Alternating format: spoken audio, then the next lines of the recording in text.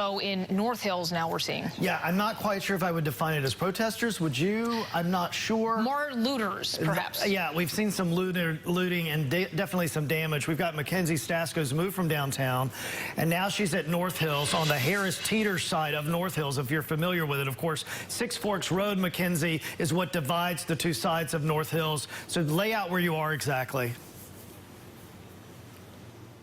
Russ, as you mentioned, we're on the Harris Teeter side of North Hills. This is where all of those restaurants and businesses and apartment buildings are. And as you guys had said, those protesters, all of those people who were in downtown Raleigh, some of them have made their way here to the North Hills community. Take a look at some of the damage. This is the AC Hotels Marriott. You can see, if you take a look down there, you can see one of the rocks that was just thrown through this front of the hotel, again, here in North Hills. You can see all of this glass that shattered and rocks on the ground as well. We're going to take a look and show you guys some of the other damage that we've been seeing. This is just one business that has been damaged by these people who are protesting.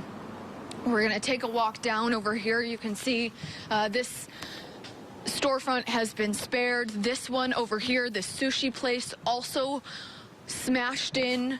It looks like they got through the first pane of glass, but not the second pane of glass. And then we are going to take a step across the street over here, again, in the North Hills community. I do want to mention we have seen a big police presence here as well. I actually witnessed when we arrived, you can see that trash can on the ground there, but if we want to bring the camera over here, I witnessed at least 6+ people break in here to stir. This is one of the restaurants, one of the bars here. They broke in here and they were running down this community, down this road with liquor bottles in their hand. Again, several people breaking into that one that I witnessed happen,